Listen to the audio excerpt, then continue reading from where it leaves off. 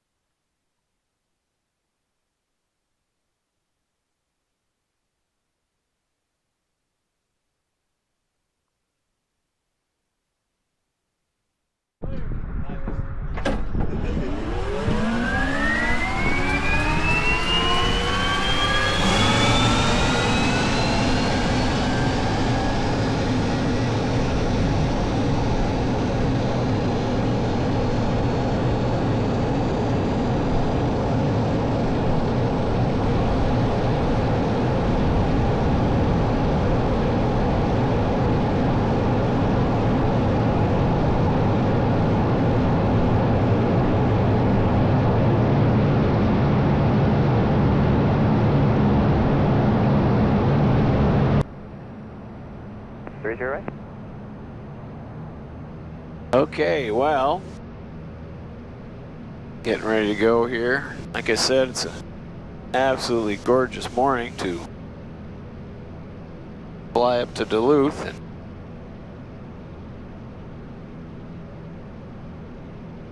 drop some Navy skydivers. It's got to be a good gig if you can get it. Join the Navy and skydive. Like I had at one point considered trying to get in the Gold Knights, the Army parachute team, and then I started jumping full-time civilian-wise, and I was like, yeah, I liked the Army. I loved the Army. I did 12 years, but civilian was a lot more fun. I'd put my time in. Alright, gas, undercarriage, mixture props, pumps, all managing ingredients are good and green, and everything's super duper. Are we ready to go? Flight controls free, correct? Let's go for a ride.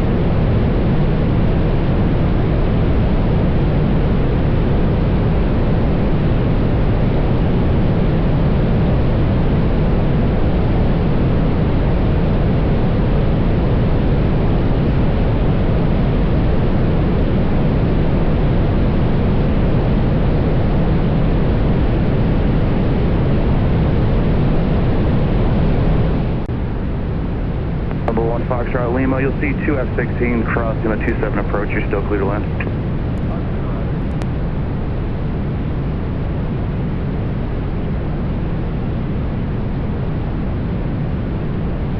And there are the F-16s crossing in front of me. That's cool.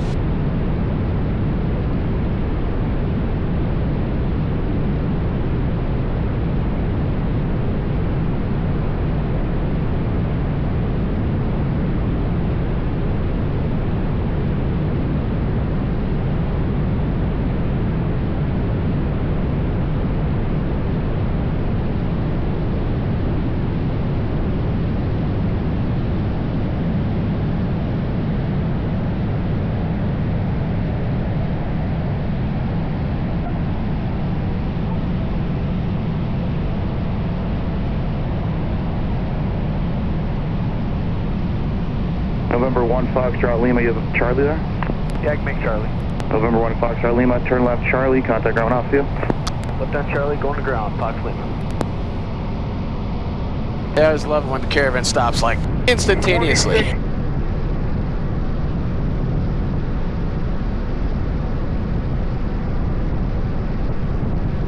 Airport 26, proceeding to South RSA runway 27, I mean, ground, 1 Fox Lima, fully positioned too.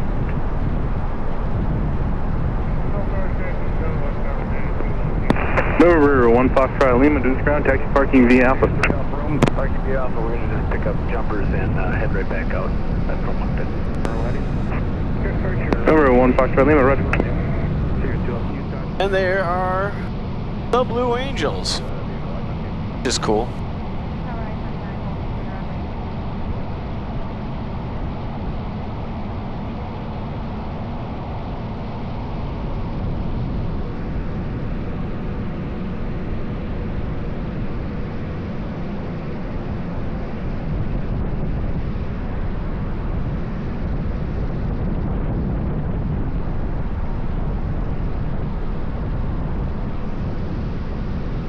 And my skydivers all standing there all patiently.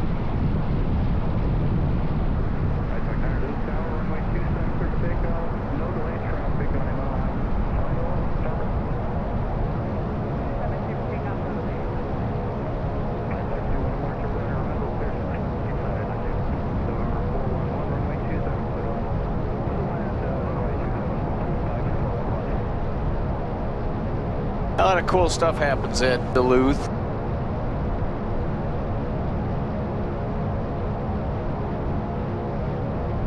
Been here many times. Just up the road from where I learned to fly at Anoka County. It's north of Minneapolis. Tower, I talk 5, inbound for left base. Duluth ground, Cirrus 313, Victor Julie. Super fast where we could do like a 280 thing. Were you getting much for winds on the way in? Yeah, I was actually fighting a headwind. I think they're more like northwest this time. More towards the west? Northwest. Northwest, okay. Sounds great, gotcha. Well, yeah, safe drop location, and we'll do the streamer drop at 31, jump past it at 57. Alright. Sounds good. Check this out. Appreciate you flying for us. Yeah, not a problem. Alright. Just able to get it going. It's like, Alright. you guys all ready? Good to go, thank you. Good.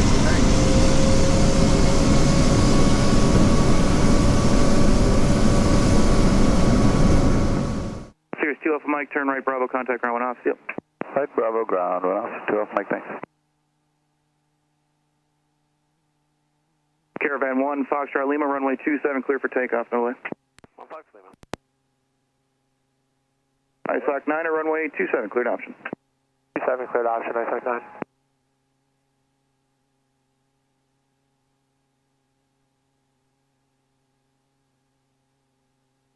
Blue Tower, Kodiak 12 Mike, we're out of 5,000 on the visual, 27. November 12 Mike, November, Duluth Tower, square base to final. Square the base to final, 12 Mike, November. Caravan 1, Foxtrot Lima, turn left heading 210. Left 210, 1 Fox Lima.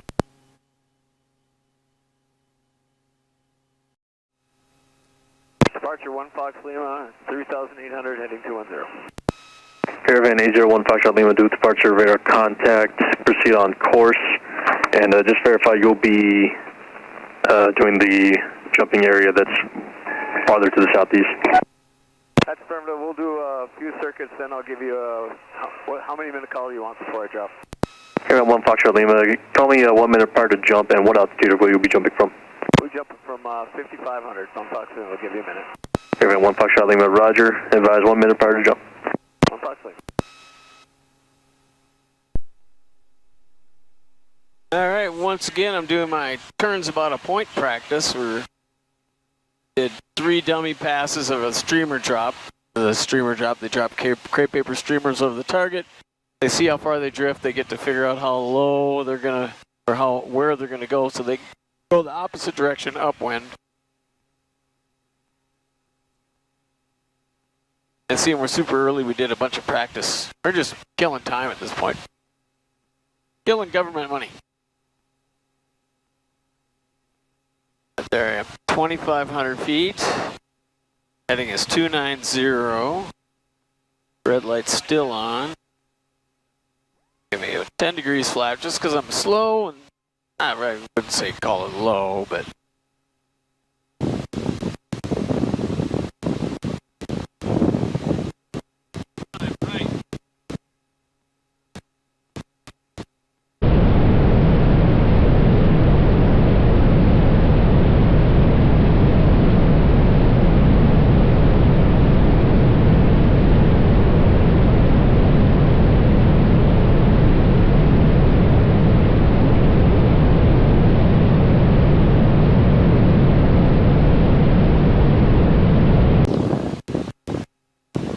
looks like streamers away. Good. Streamers away. Now we see if we can find them. Sometimes that's challenging. We used to do that back before we had accurate winds aloft. We always threw streamers back in the 80s and early 90s. And sometimes you threw them and you couldn't find them again, so you'd have to do it again. Unless you didn't have any, then you're just going to have to guess.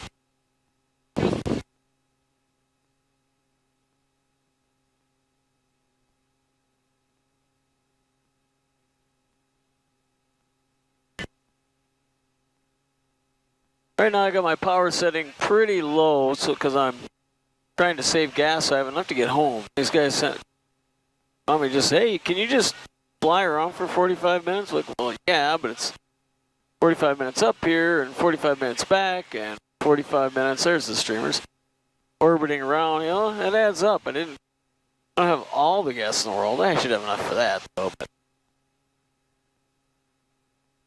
also, there's really no reason to be burning tons of power and going fast.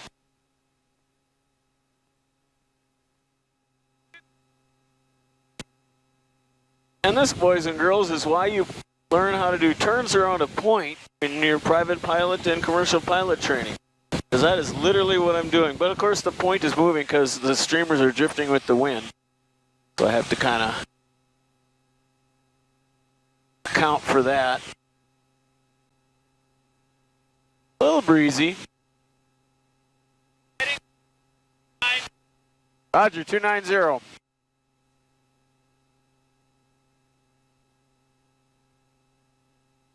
How long do you want? All right, one more. Approach 1 Fox Lima, jumpers 1 minute. Roger, thank you. Attention all aircraft, parachute activities will begin in 1 minute, about 3 miles north of Superior Airport and 3 miles southeast of the Duluth International Airport out of 5,500.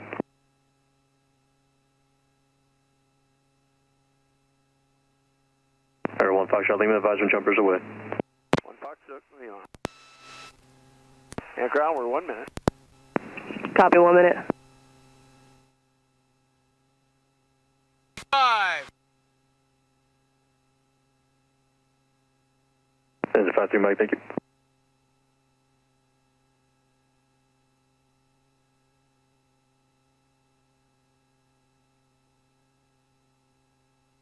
I have fun.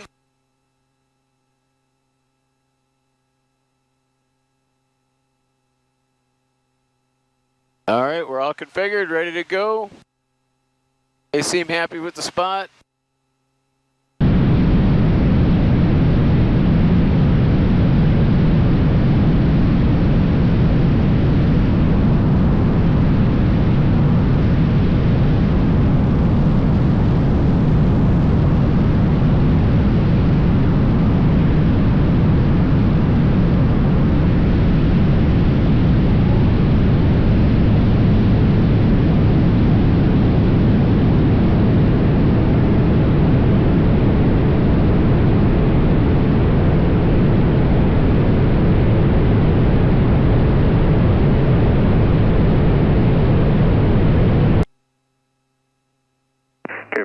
Charlie, advisement, jumpers no factor.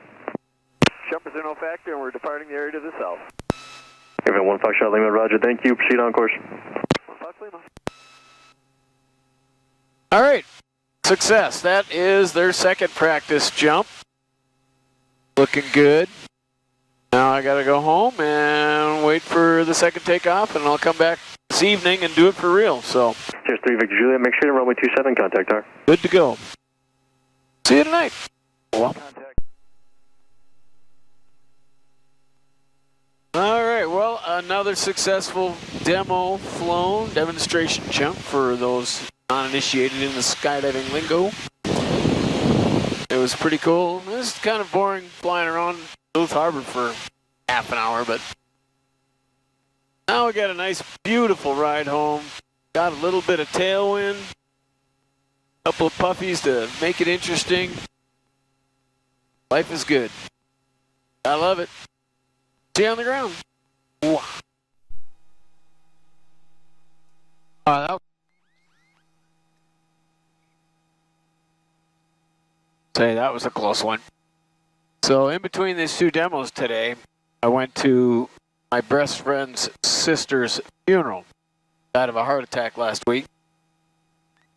And had a big old plate, not even a big plate, medium-sized plate of crappy VFW meatballs, ham, coleslaw. And ever since, I've been feeling really, really terrible. Thought I was feeling a lot better on the way back. And then just on short final,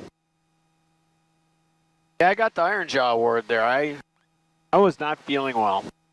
And well, come up. And that's a bad feeling. That's one of the worst when you're the only one in the plane. No one else can fly for you.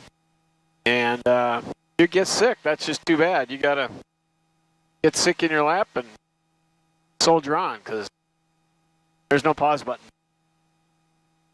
Anyway, this is a long 3-minute cool down with a scared engine. I'm going to put her away and go home.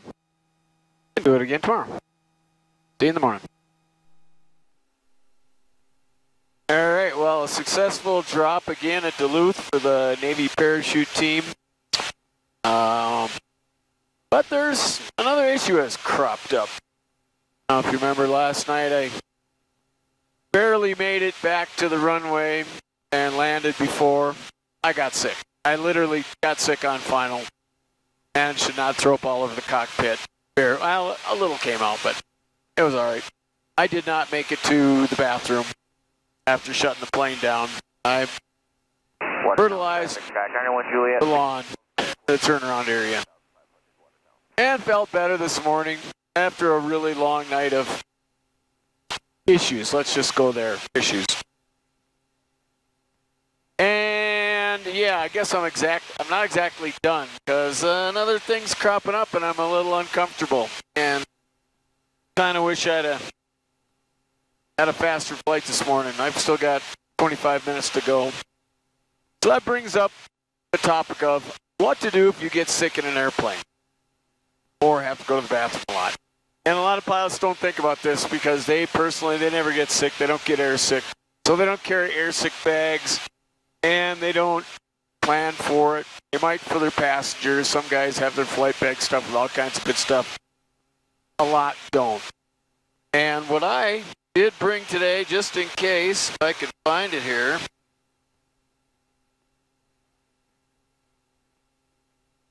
It should have been more readily available in case I needed it. I should say, in case I needed it. Not on the ground yet. Where did it go? Aha.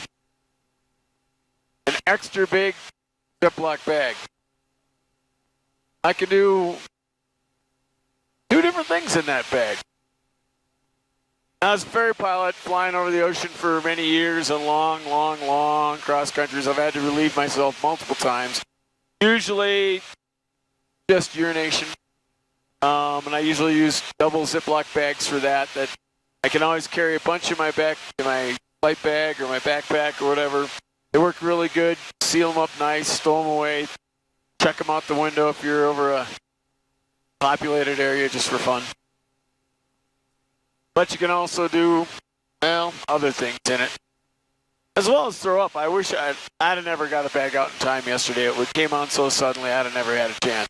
But you also got to think of your passengers. I had a passenger once have to throw up in my flight bag. You dump most of the stuff out, but you got all the change in the bottom.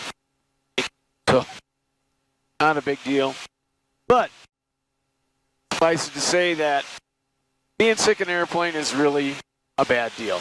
The worst case I ever saw was I was ferrying a Cirrus from Singapore to, where were we going? Somewhere in Ohio, where they show dangerous flights, and I was flying with my good friend Stu. And leaving Pakistan, he wasn't feeling so great. And over the ocean with Iran on one side of us going to, I think we were going to the UAE, going to Fujairah, he got sick. And there was nowhere to go. He had a good 4 hours of clench time, and it was uncomfortable. And then we literally had nowhere we could go. We're not going to land in Iran because he's got to go to the bathroom. And I even asked him before we left because he was making a few multiple trips to the bathroom. If he wanted to delay, he said, no, let's go. And he regretted that decision. He regretted it a lot. Kind of like I'm regretting this morning. He managed to keep it together. Got on the ground for Fujairah. I ran inside, found the bathroom, directed to that, and he got in there and he made sounds that you don't normally hear coming from a human. But he managed, he survived. He held it together, did not soil the airplane. And he couldn't fly for 2 days. We were stuck in Fujairah for 2 days, and he was actually sick for about 6 months. Turned out he'd contracted a parasite. And I'm so glad I didn't get it, because we ate at the same buffet at the hotel that night. I think it was a Radisson, so, or a Hilton. It was a relatively nice hotel, but you just never know when you're in a foreign country like that. Or even here, I got sick from food just the other day at a VFW, so it can happen anywhere. But what I'm getting at is, if you're on any kind of relatively long cross-country, even if it's just an hour, you should be prepared. Have some Ziploc bags in your backpack. Yeah, if you want to have a Gatorade bottle, if you want to have whatever, but, if someone's going to throw up, it might not be from air sickness. It's a smooth day, people can still get sick, so be prepared. All right, that's all I got for now. Thanks for watching, and don't forget to keep the speed up, especially if you got to go. You can throttle up a little bit. It's allowed. See you.